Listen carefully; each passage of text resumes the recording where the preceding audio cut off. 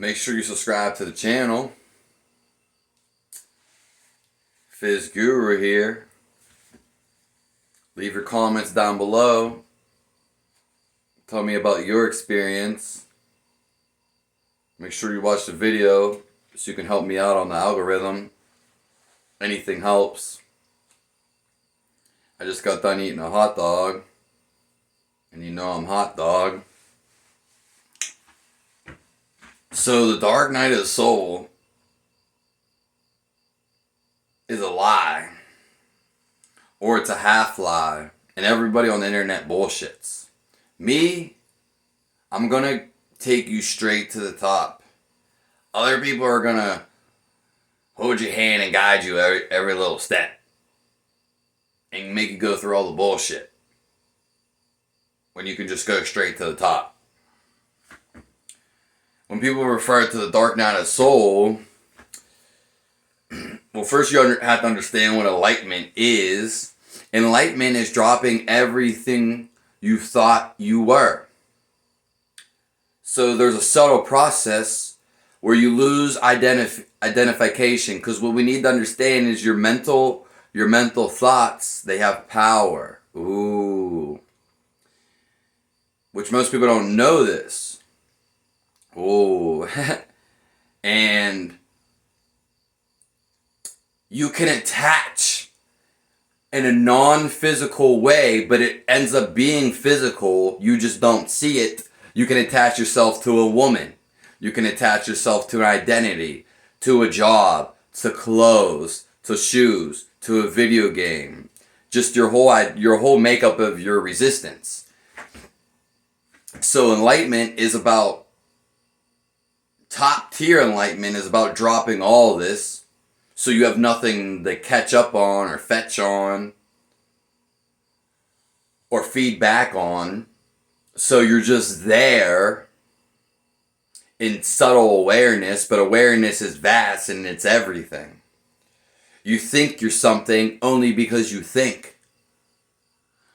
When you regress from that, you go into spirituality, you start to feel, which is our real identity. And it doesn't feel like anything because it's indescribable, but people try to describe it. So that's where all this mumbo jumbo and spirituality come into play. Gurus, saints, preachers, holy books. And the list goes on from there, honestly. The Bible, religion, it's all pointing to this.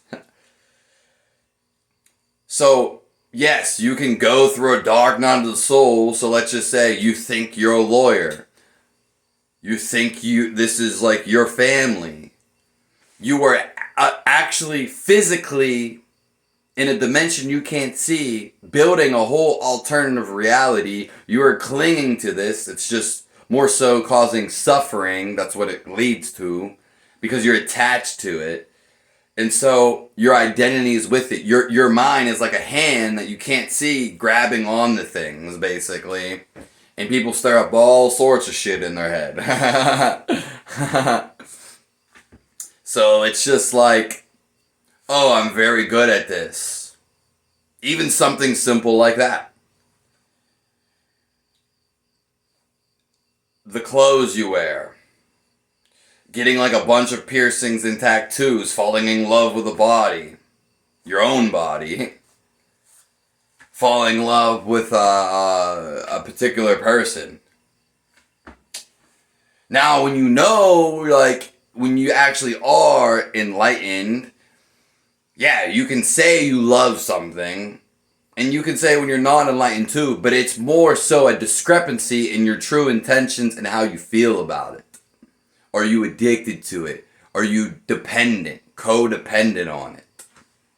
It's a big difference. It seems like a smudge, but it's everything. Your whole existence of reality is based on this. Yes.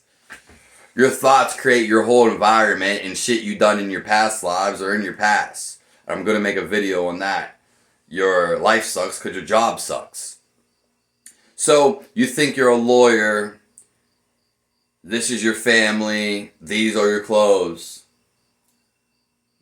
And so these are your brothers. This is your house. It's mine. The Native Americans used to have thing. They never had words for mine, own, I own this, ownership. They didn't have these words because they knew they can't own anything, and they stayed out in nature. So the dark night of soul, oh, you want to lose yourself as you're not the lawyer. You might feel real regressed. You might feel upset. Or you could just skip all the bullshit and go straight towards enlightenment, which is not attaching to any of that and dropping all of that. Yeah.